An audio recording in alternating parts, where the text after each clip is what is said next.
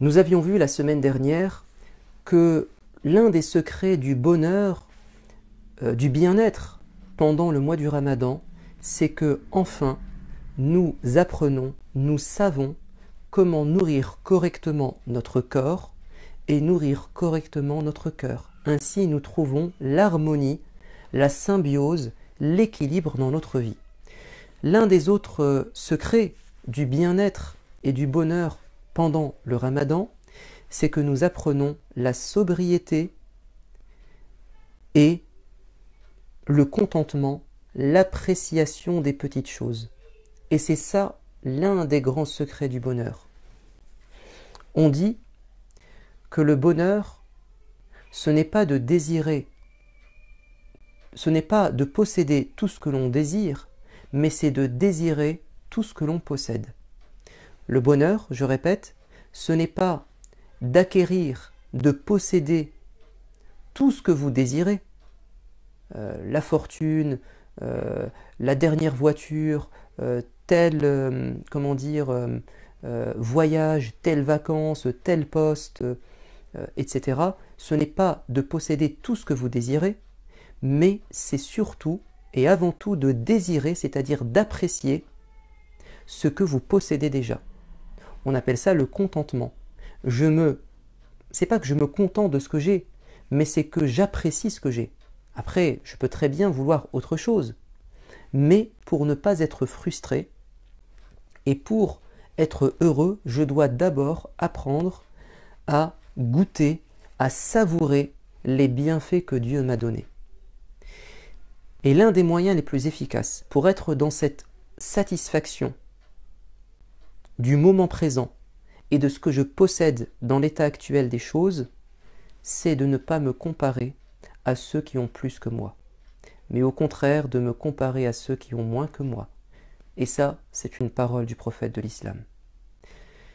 Avant de vous la citer, vraiment dans ces termes, il y a peut-être 4-5 ans, je me souviens, j'avais entendu et lu que on avait retrouvé ou a été mis au grand jour une phrase qu'a écrite de sa propre main Einstein, qui parle du bonheur.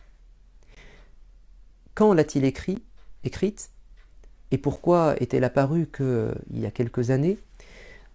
Einstein, dans les années 30, il me semble, quand il était déjà devenu quelqu'un de réputé, il était en voyage au Japon. Et un coursier l'amène à l'hôtel, et un concierge lui transporte ses bagages jusqu'à sa chambre d'hôtel. Et là, il veut donner un pourboire, mais il remarque qu'il n'a pas de pièces sur lui. Alors, pour remercier ce brave homme, il va écrire une phrase. Donc cette phrase sur le bonheur, il va la remettre à cette personne en lui disant « Conserve-la précieusement, car un jour peut-être cette phrase vaudra plus que le pourboire que je te dois. » Cet homme a écouté le conseil, il a gardé précieusement cette phrase, cette note, il l'a donnée en héritage à ses enfants, à ses petits-enfants, et il y a quelques années, ils l'ont annoncé en disant « Voici une phrase authentique, originelle, écrite par la main de Einstein. » Bon, c'est quelque chose d'incroyable pour les passionnés d'Einstein, pour le monde scientifique. On sait qu'Einstein avait des points de vue philosophiques et religieux assez étonnants. Et voilà. Donc, elle a été vendue, ce papier a été vendu aux enchères, à plusieurs millions de dollars. Juste une phrase sur le bonheur. Pourquoi est-ce que ça vaut autant? D'abord parce que ça parle du bonheur et tout le monde recherche le bonheur. Et c'est quelqu'un d'expérimenté, quelqu'un de sage, connu pour sa sagesse, qui s'est prononcé. Donc nous sommes curieux de savoir ce qu'il en pense et on lui fait confiance. Alors, en résumé ce qu'il a dit, mais vous pouvez retrouver ça sur internet, il a défini le bonheur, le bien-être comme étant une forme de stabilité dans la vie et non pas une course vers la gloire et vers la richesse. Donc finalement, pour lui, le vrai bonheur, ce n'est pas de courir après ces rêves matérialistes qui nous créent parfois plus de frustration et de problèmes qu'autre chose, mais c'est d'apprécier notre vie sobre et voilà, d'être content de ce que l'on a. Alors, c'est Einstein qui l'a dit, c'est son point de vue, ça parle du bonheur.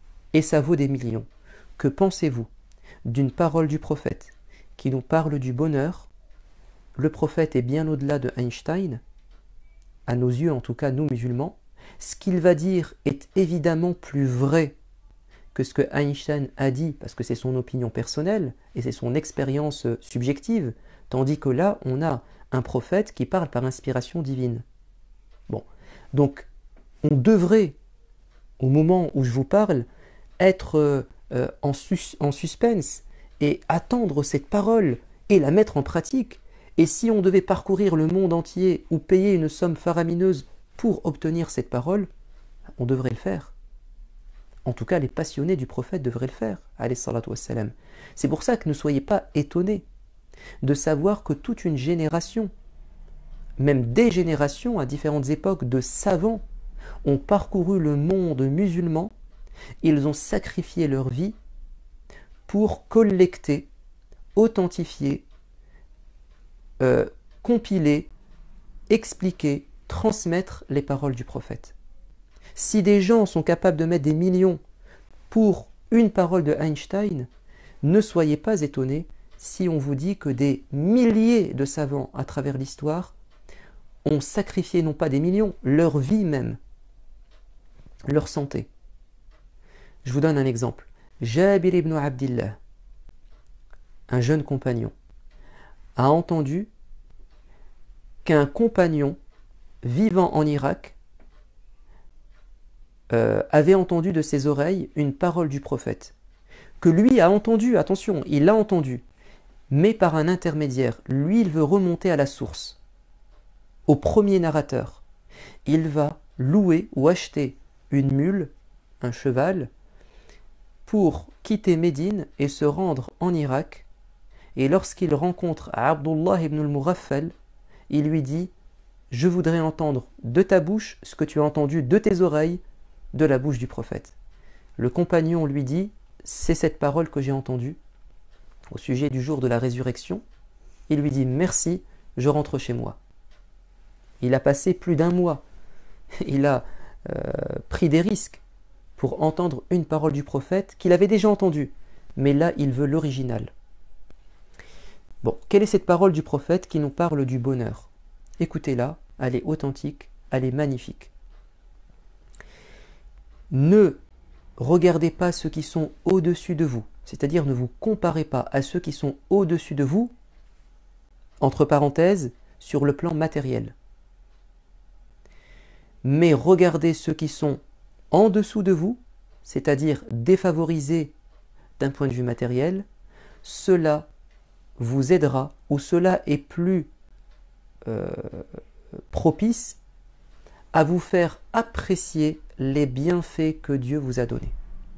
Donc si nous appliquons cette méthode, on se compare à ceux qui sont éprouvés, à ceux qui sont défavorisés, à ceux qui sont pénalisés, à ceux qui sont démunis, à ceux qui ont moins que moi, vous allez dire « Alhamdulillah, louange à Dieu, Dieu merci, finalement, je suis bien logé. » Mais si vous avez comme état d'esprit de toujours regarder ceux qui ont plus, à travers la publicité, à travers, je ne sais pas, la vie quotidienne, il a mieux que moi en termes de confort matériel, en termes de statut professionnel, en termes de réputation, en termes de santé, en termes d'apparence physique, mais vous allez vivre malheureux. Mais si vous vous dites « Ah, moi, je suis marié. Il y a des gens qui ne sont pas mariés. Alhamdulillah. Mes parents sont encore vivants. Des gens ont perdu leurs parents. J'ai des enfants, des gens n'ont pas d'enfants. » Voilà, et vous vous comparez à des gens qui ont moins, vous allez vous sentir bien.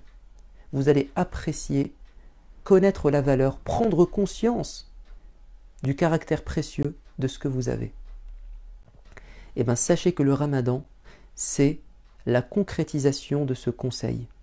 Pendant le Ramadan, nous sommes, malgré nous, forcés, amenés à nous comparer à ceux qui ont moins. Vous savez pourquoi? Parce qu'on se retrouve dans leur situation. Parce que nous sommes privés. Le fait d'être privé, ça vous fait prendre conscience d'abord de la valeur de ce qui vous a été retiré, et aussi ça vous pousse à vous retrouver dans la situation de ceux qui sont ainsi durant toute l'année. Et c'est ça qui explique pourquoi on est si heureux et si généreux. On est si heureux, c'est pourquoi? Parce que on apprécie ce que nous avons. Quand on arrive au moment de la rupture du jeûne et que vous buvez ce verre d'eau, alors que dans la vie quotidienne, en temps normal, un verre d'eau, ça ne vous procure pas beaucoup de plaisir. Non, ce qui vous procure du plaisir, c'est plutôt une boisson sucrée. Mais là, cette eau fraîche, parce que votre corps en a été privé et qu'il revient à des besoins primaires et non plus à des désirs superflus, il apprécie ce verre d'eau. Ou ce verre de lait. Et la date, c'est exactement pareil. Cette date que nous ne mangeons pas durant l'année, qui nous paraît fade, on préfère les sucreries, les pâtisseries. Et bien, au moment de la rupture du jeûne, la date nous paraît d'un excellent goût. On l'aime. La soupe, d'habitude qu'on ne boit pas, parce que voilà, on n'aime pas les soupes. Et bien, cette fois-ci, on apprécie la soupe et on la réclame. Que se passe-t-il? C'est qu'on a été privé, notre corps est revenu vers des besoins essentiels et il apprécie les choses simples. Et là, vous comprendrez pourquoi le prophète de l'islam a dit « Le jeûneur connaît deux joies, une joie au moment de la rupture du jeûne et une joie le jour de la résurrection. » Le jour de la résurrection, c'est la récompense spirituelle, n'est-ce pas? Au moment de la rupture du jeûne, qu'est-ce qui fait que vous êtes bien, vous êtes heureux, content? C'est parce que vous attendiez, vous désiriez manger et boire. Et donc, votre corps, en fait, se sent bien. On a dit on est heureux parce qu'on apprécie les petites choses. Et on est aussi généreux, et donc heureux, quand on pense aux pauvres et on partage avec eux. Vous savez pourquoi on est aussi tellement heureux? Parce qu'on apprend à donner. Et le vrai bonheur, ce n'est pas de prendre, mais c'est de donner. Le vrai bonheur, ce n'est pas de recevoir, mais c'est de partager. Le vrai bonheur, c'est d'être capable de se sacrifier pour les autres. C'est ça le vrai bonheur. C'est vrai que quand on reçoit un cadeau, quand on reçoit quelque chose, on est content. Mais ce qu'on apprend pendant le Ramadan, c'est que le plus grand bonheur, c'est quand tu donnes aux autres. On apprend donc pendant le Ramadan la sobriété et l'appréciation des petites choses, la valeur des petites choses. Donc, dans l'éducation de vos enfants, il ne faut pas trop les gâter, au risque de les pourrir. On dit pourri gâté. Il ne faut pas leur donner tout ce qu'ils veulent tout le temps au moment où ils le veulent. Ou sinon, ils vont perdre la valeur des choses. Ou sinon, ils vont devenir capricieux. Et plus tard, ça va devenir des gens difficiles dans leur vie, exigeants. Enseignez-leur parfois la privation. Certains disent l'éducation, c'est la frustration. L'éducation, c'est la frustration. C'est mettre des limites. C'est priver parfois l'enfant de certaines choses qu'il désire pour qu'il comprenne que ce n'est pas aussi facile. Et que cette chose, qu'il comprenne que quand il la reçoit après une grande attente, après l'avoir désirée, il va l'apprécier. Mais s'il a tout ce qu'il veut tout le temps, écoutez, c'est un être humain. L'être humain, comme le dit le prophète de l'islam, si on devait donner au fils d'Adam une plaine remplie d'or et d'argent, il en désirerait une seconde. Et ne calmera ses désirs que la terre qui rentrera dans sa bouche. C'est-à-dire, ce qui va stopper ses désirs, c'est la mort. Tant qu'il est vivant et qu'il suit ses instincts, ses passions, ses désirs, il ne va jamais s'arrêter. Il voudra toujours plus. Le Ramadan est donc une école de la sobriété, de la modération, du juste milieu, du contrôle de soi-même, et donc c'est une école qui nous enseigne le bonheur. Je vous dis à la semaine prochaine. Wassalamu alaikum wa rahmatullah.